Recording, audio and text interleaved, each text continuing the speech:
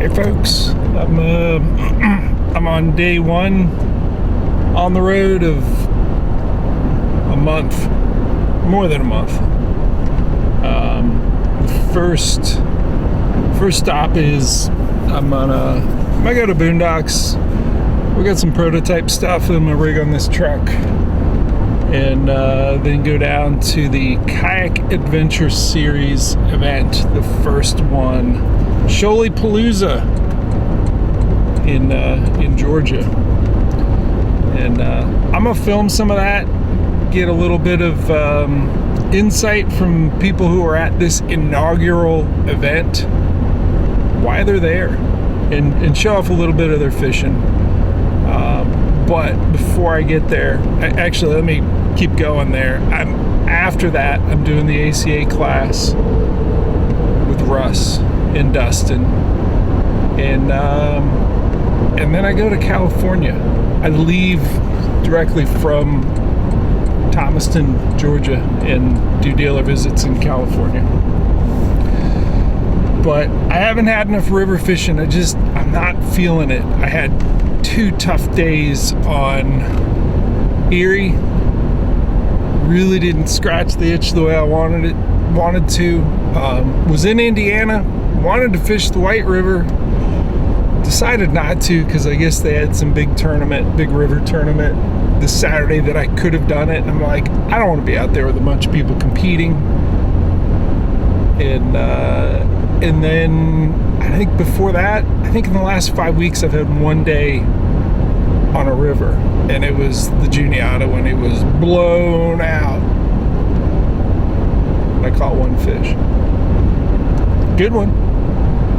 I need river fishing. I need that for my soul. I'm down, and I'm going into doing a lot of stuff. Yeah, and I'm like, I can't be down. So I'm fishing a river on the way to Boondocks. It'll be in Virginia. Never been on it. Found a spot. Looked at Onyx, and found what I believe is public access, a creative access point, not a ramp. Gonna go check it out.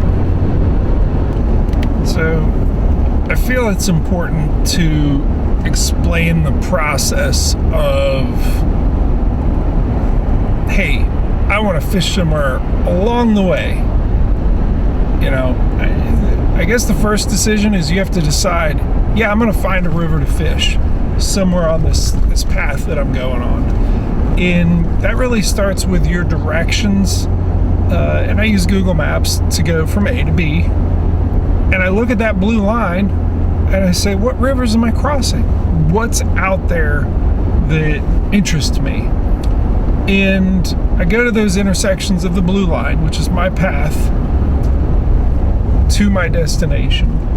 And I basically, I find where it crosses the river. I look at it and I say, hey, does this look like a good candidate? So what makes a good candidate for a river that I want to fish? If I have any prior knowledge of it, great. In most instances, I do not. And that's the case with this particular river. I've fished a dammed up portion of it way downstream, and I'm up in the headwaters of this particular Virginia river. And I look at it and I think, is it in a mountainous area? Does it have a decent enough gradient?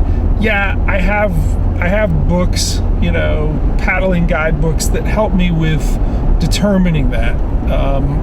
But I'm not doing any of that. The main thing that I'm looking for is, can I find a dam? It's springtime, they all run up into dams, and it's just a great concentrator of fish, and I found one. The next thing is to look at roads that get me close to the water where I can put the kayak in, and I found one right next to the dam. I then switched over to Onyx to let me know is that private or public, and it is private.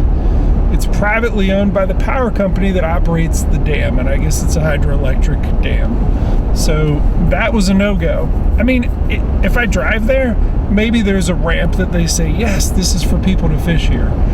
But with the Onyx, I looked at it and it really didn't have anything labeled, and it definitely designated it as private land. So then I moved downstream and I found a tributary where there's a bridge that crosses it, and that bridge has public land on either side. That's going to be my access. That's what I'm looking for. And it's designated as public on Onyx. It lets me know, hey, when I drag my kayak down there, like, A, is there a place to park? B, is it public land that I can access that, you know, that little section of the creek that I'm going to float down and get into the river and motor up to that dam. That's my process.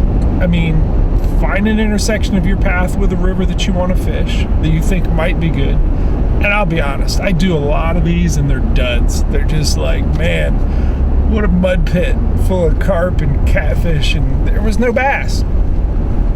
Sometimes you get there and you just look at it and you're like, keep moving. But you find that intersection and you find some features you want. And sometimes it's not always a dam. Sometimes it's a set of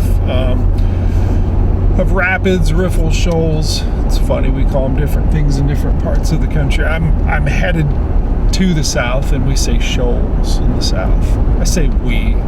I don't really fully identify as a southerner. From Maryland, somewhere in the middle.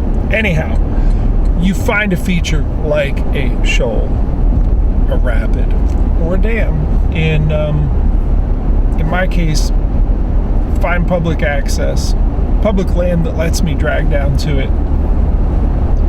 Then I drive there, drop a waypoint on it, check it out, look at it. You know, it may be designated as public, then you get there and it's heavily posted and obvious that someone's going to come down and run you off. But that's the process. That's what I'm doing today.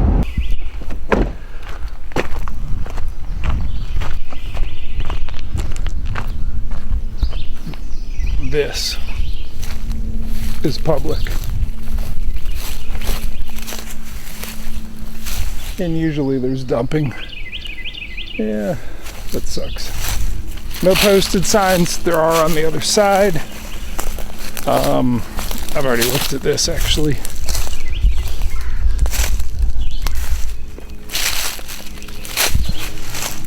I can do this, and that's the creek. But all the way here, I found a public access that is downstream 3 miles.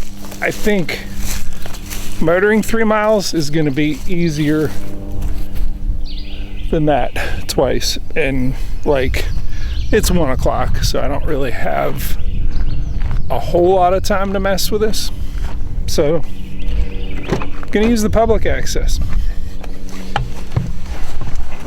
So I'm at the public launch, ended up talking with those guys, and they said they actually put in at the dam, so I don't know. Part of me wants to put in here and run up because it's not that far. Part of me says I have limited time, just go to the dam. Haven't decided yet, but water does look good from here. So we got an interesting ramp here. I had to measure the distance between the slats that you drag it down, see if the landing gear would fit, and I think it will perfectly, but with very little tolerance. I'll show you what I mean here in a minute.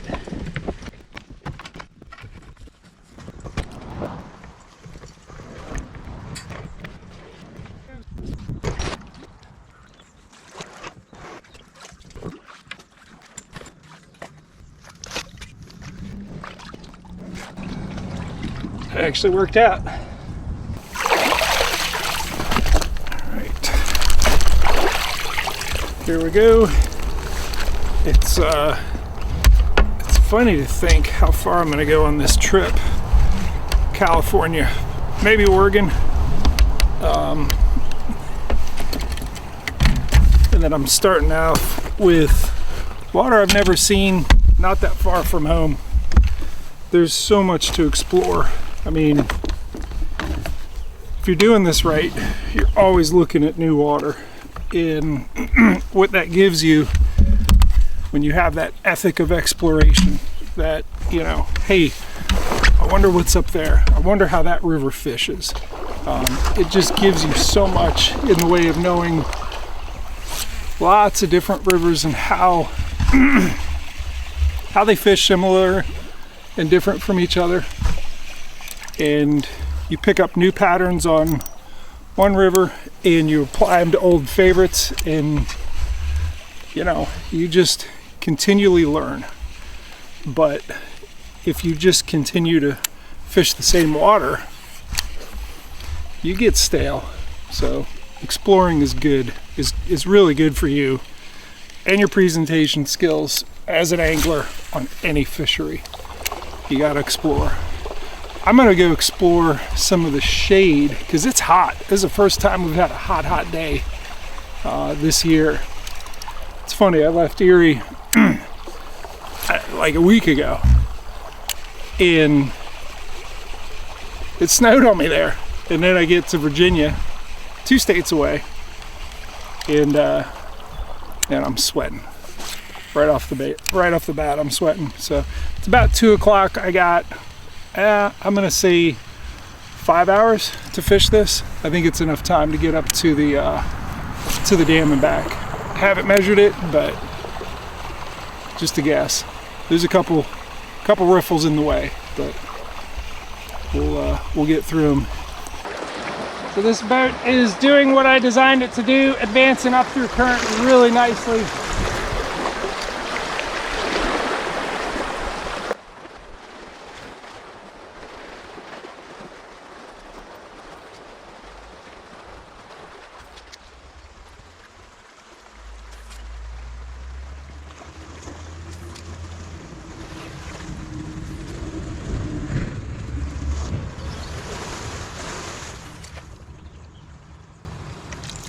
So calmer water calls for a calmer presentation. We'll throw that scented jerk shad in there, see if anyone's just chilling up in that shade.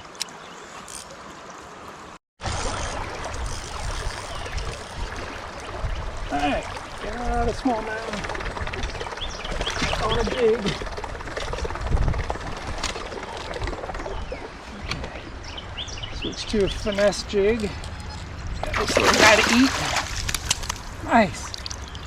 Right in here. Oh, it feels good. Alright, so I rotated through a lot of power fishing presentations. Actually threw the underspin, spinnerbait, jackhammer, and I threw the scented jerk shad a good bit. It could be I just didn't feel the bites, but this nice, I don't know, probably 15-inch smallmouth was the first in this river. Of course, it hits the jig. And you know, it is the middle afternoon. There is no cloud out here. And I'm not at all surprised that it took putting something on the bottom, something very finessey to get a bite. But it's a start, and I'm glad that, you know, I got something going. Let's take a look at that spot. So we got nice rocky structure coming down here. Most of the current is swinging out here. We actually got a train bridge up there. That's what you hear. That smallmouth is right in this area. And I've already crashed it, so I don't mind coming in and taking a look. But overall, you can see the current swinging out this way. Nice rocky substrate here, and it's fairly, I'll say it's fairly deep. It's probably 3 or 4 foot deep, but broken current. Not totally slack, but just very mixed current right in this little spot here.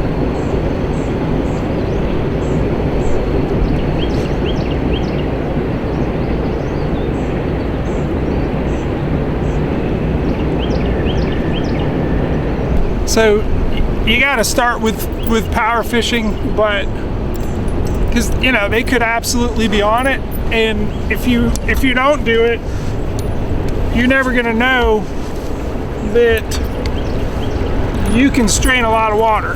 But on a day like today, looks like I gotta finesse them. So I will slow down, find more of that broken current and the rocky structure. I did scoot over one before I caught him that was bigger. It was bigger than that. I'm gonna call that one 15. I didn't measure him, but he was about 15. I scooted over one that was upper teens for sure. So I'll keep working the jig. The green one. Seems like all I've been throwing is black. It's the first one I've got on the green finesse jig in a while. It's fairly clear water, so coming up behind him is an advantage. It's also an advantage that I got to see the one that I just missed. He hit it, chased. I swung on him. He chased it back, and I got to see where he was. That's, you know, even though I didn't get to catch the fish, that fish factors into my pattern development, which I'd come up through the shallow rocky area, and it went deep again, and there was some shade on that side. So shade and depth on the upstream side of some rocks, and that craw was it for two fish that were interested. Now, this is really investing a lot of time into each spot like that, and it's good that I have sort of honed in the location. I'm just hoping the presentation, I can speed it up some. I'm thinking about pulling a crayfish crankbait out, just so I'm not committing so much time to each one of these spots. And it could be that they're not going to chase it, but I got to try it.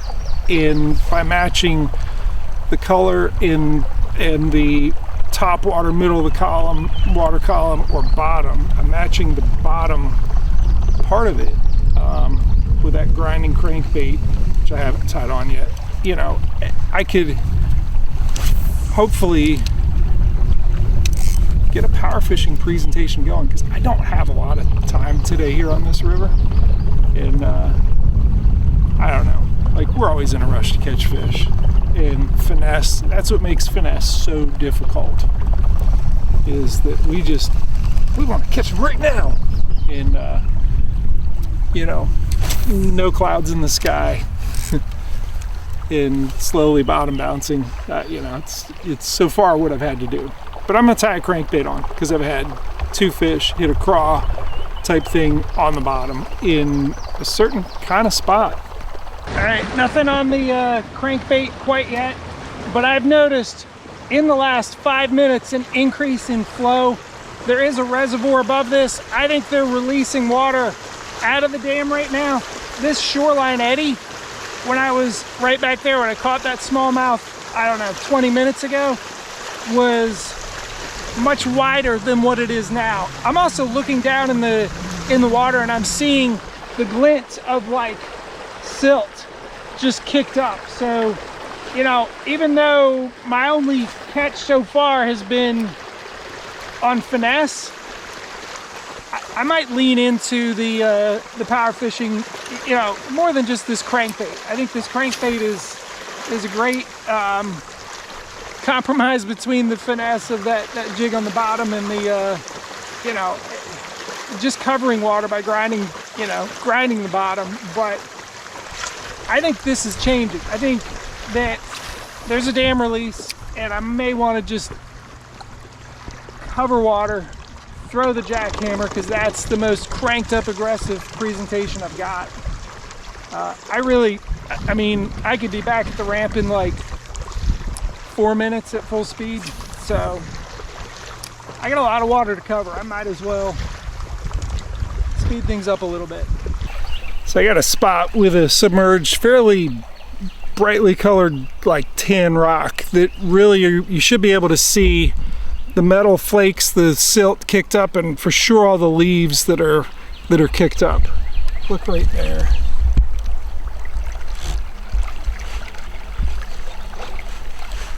know you can see the leaves, but every once in a while you're definitely going to see some glint of the silts kicked up. But the most obvious is that suspended leaf particulate. You know, those black leaves, chunks of black leaves, and entire leaves just kicked up. You know, for sure it was not doing that when I put in, I don't know, an hour ago. This is the creek mouth that originally I was gonna put in here upstream and come down to it. Creek mouths, I don't know, creek mouths just always should get a little bit more attention. There can be current seams, there can be gradients of one is cool and one is hot, or vice versa.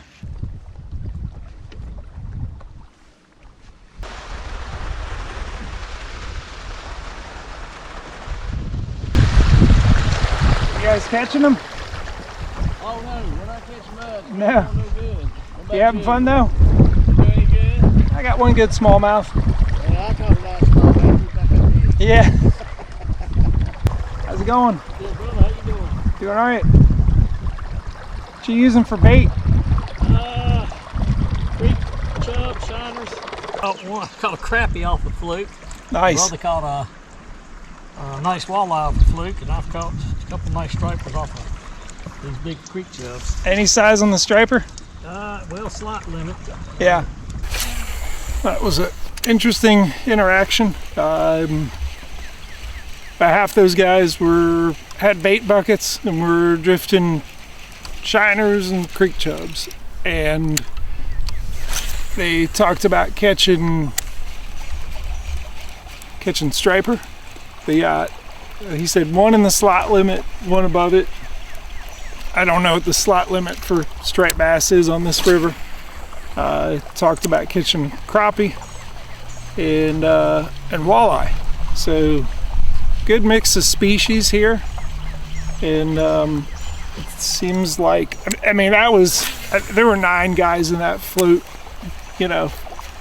trip group, and I saw 2 others earlier today. One had 2, one had 5. So it's not a real big, long section of river, and I think because of that nice access where I was, it's pressured, and I guess the ability that you have to put in at the dam, which I did not do.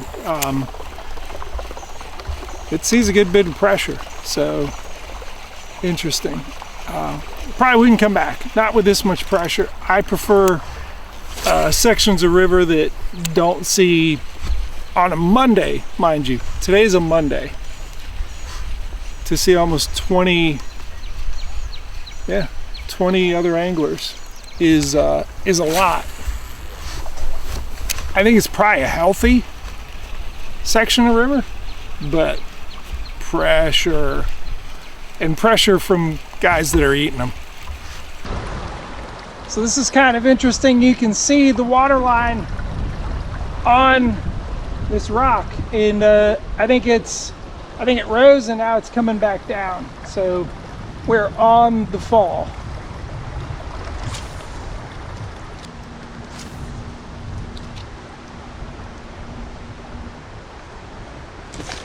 Oh! Alright, I just broke one off on there on the jig. I'm going back in with a scented jerk shad just to give them a different look. I think there's probably a pile of them in there.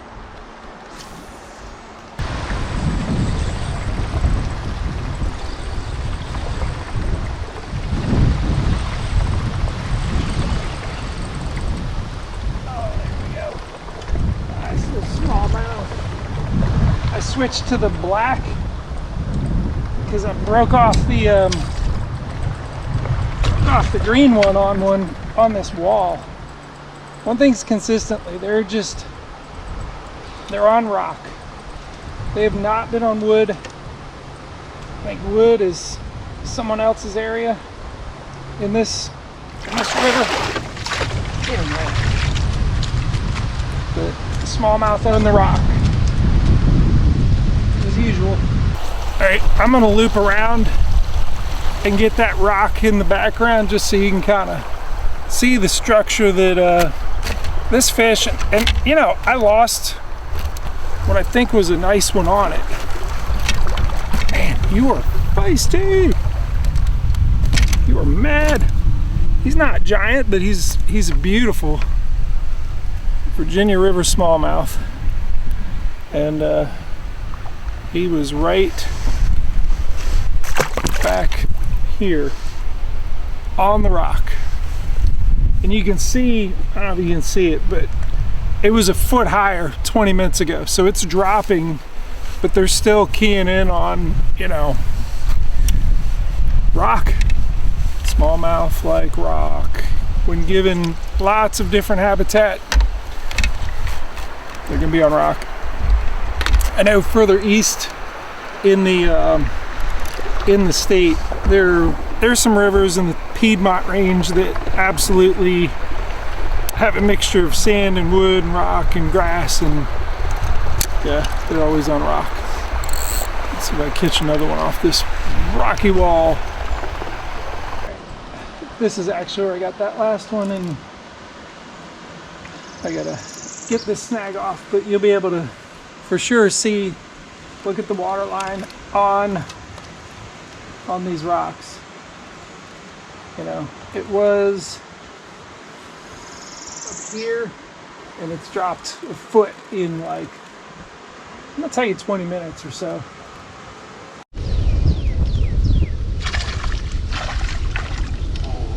Jerk bait. Oh, loosen that up. Alright. Maybe I should have gone with the jerk bait earlier.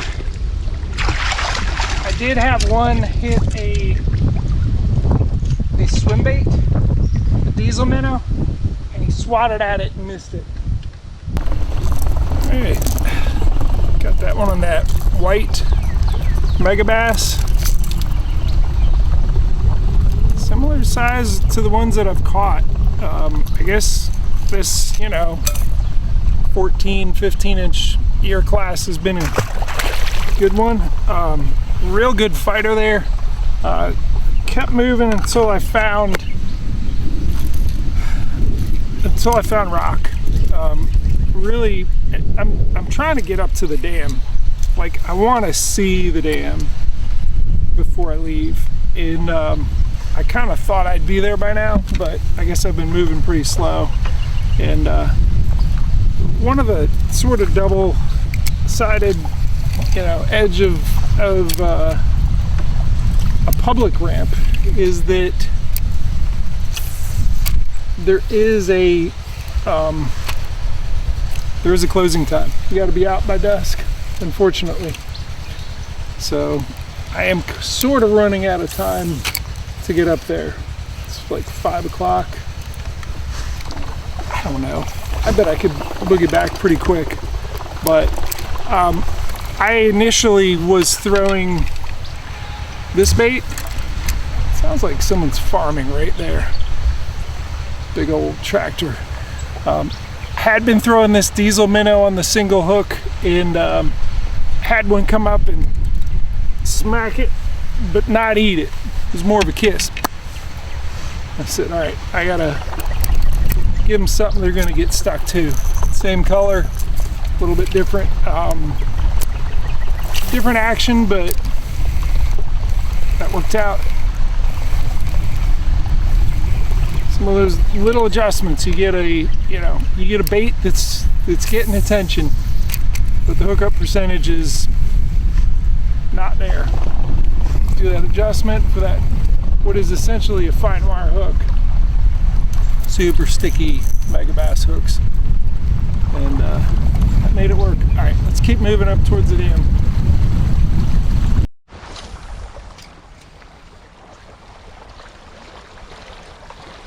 Into a little more rock here.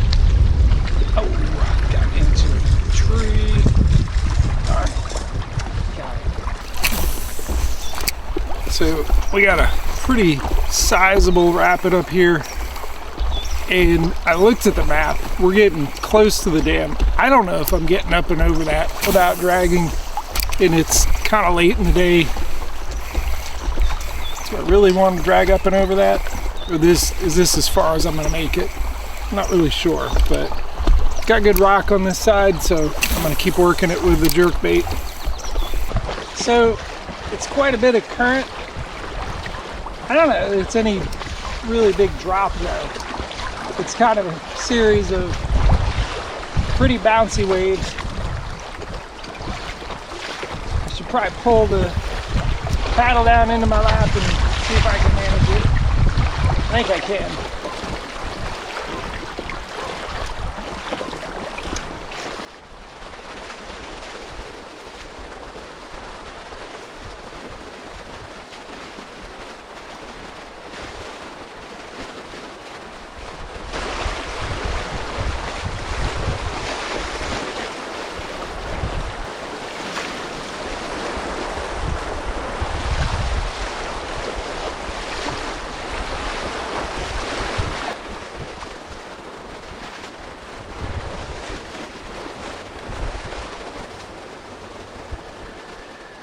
Alright, made it up. That was kind of fun.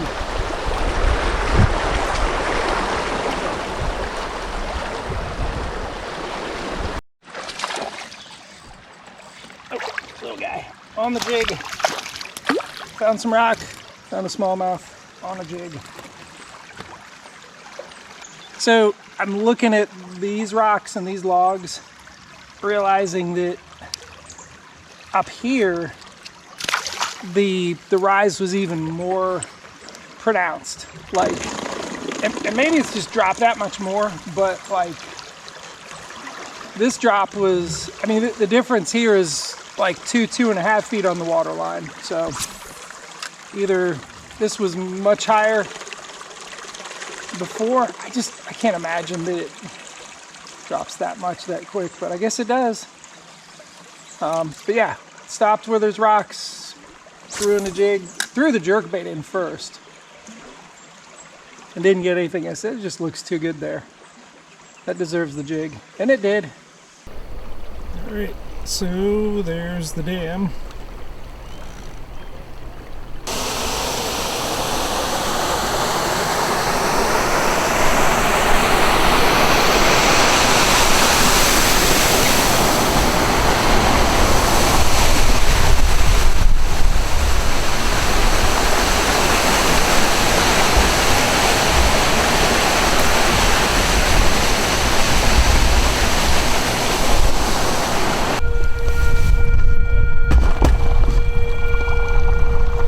That means, I don't know what that means.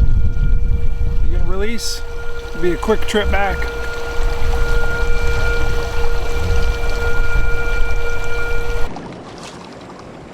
So they stopped the alarm, but I can already hear the water starting to roil. And it was interesting, the closer I got to the dam, the higher the difference in the high water mark that I saw, and it's low. Right now it's low, and it's about to hit me, and it's good because I need it. I will need the flush because they absolutely stopped it.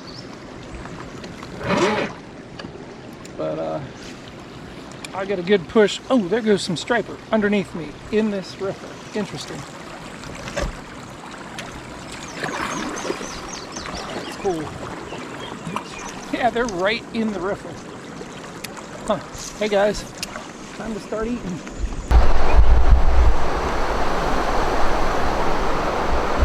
There it is. Look at that. Look at that. That wall. That advanced down the bank. Big old slug. Right on the leading edge. That's super low right there, and here we go. It's crazy. Oh man.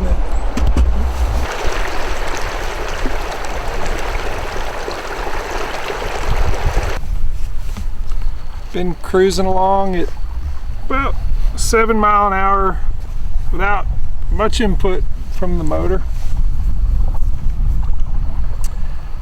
And I think there's a rock, some rocky stuff coming up on this side that's worth hitting on the pass.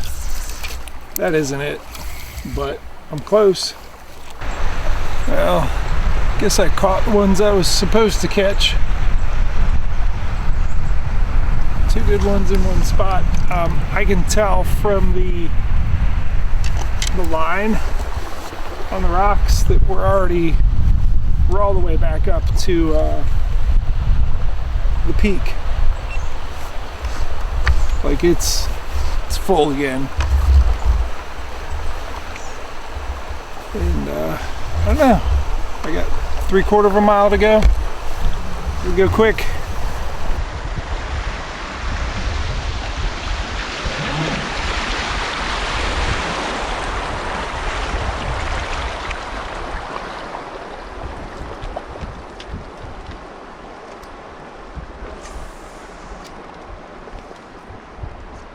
What did I get? Yep, a little more smallmouth. Right at the end of that island. What's up, little baby? Should I let you go? Oh man, you're a chunk.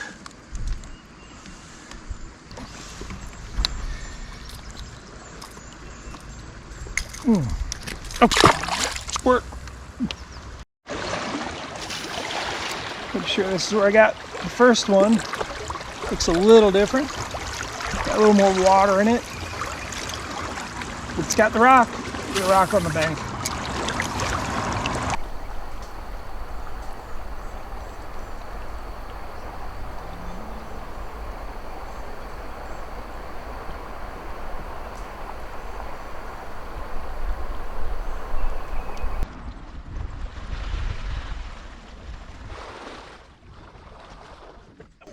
Snakey.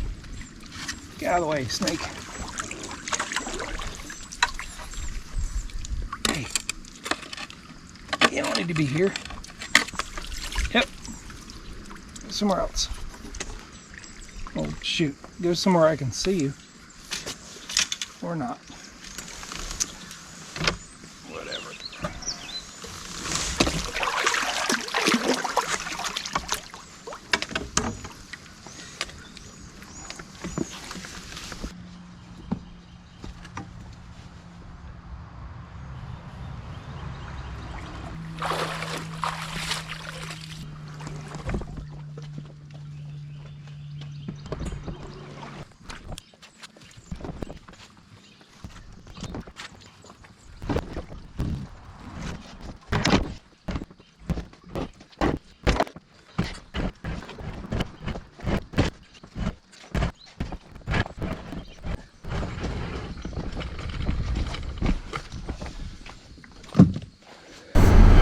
Alright, I am so remote that my navigation is offline. So I'll drive for a while until it comes up. I know I came up this road, but it's coming from home. So I took out at 7, put in at 2. It's 5 hours. I've caught 5 fish. I know fisheries biologists do surveys where they ask people, how long were you out? How many did you catch? And they have a catch rate per unit of, I don't know, I forget exactly what it's called, but they keep track of that stuff as a measure of how good of a fishery is it. 5 smallmouth in 5 hours, by my standards, isn't that great. But there's so many factors in that.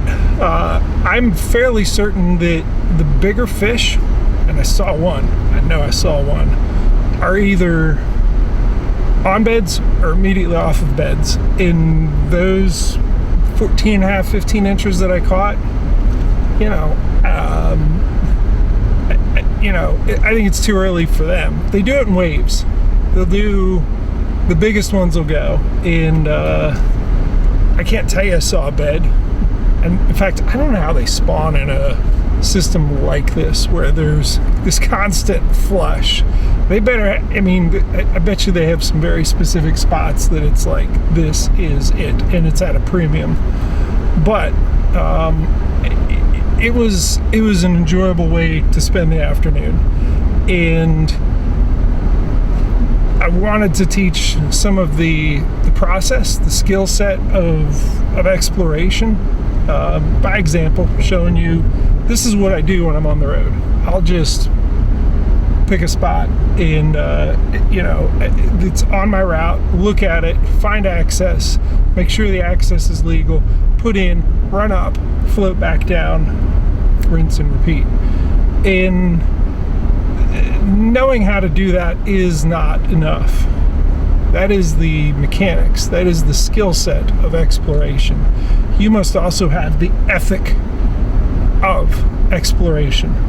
That's the more important thing. The willingness to say, I've never been on this river or wherever. I'm not going on somebody else telling me, hey Jeff, you gotta go fish this river. No.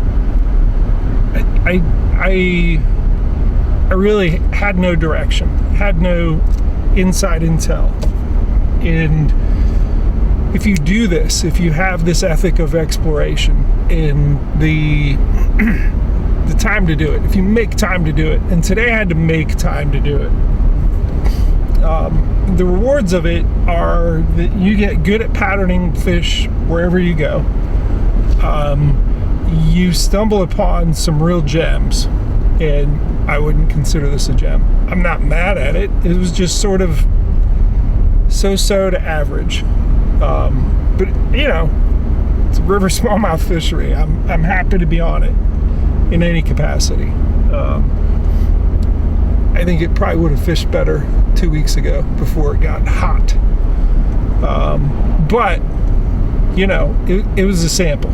I got to sample this particular river, and you don't do that unless you break away from the habit of hitting the same spots over and over and over again, or maybe talking to someone who is a buddy that has the ethic of exploration and borrowing his spots. Listen, if you have that buddy, reciprocate,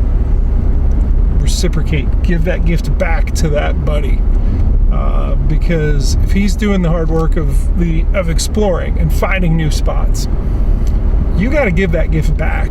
You need to have it not be one-sided. So and you're going to get the reward of learning how to pattern fish on any river, and finding some really good ones. And when you find really good ones, well, you'll probably have a short list of people, maybe a really short, or maybe you keep it to yourself.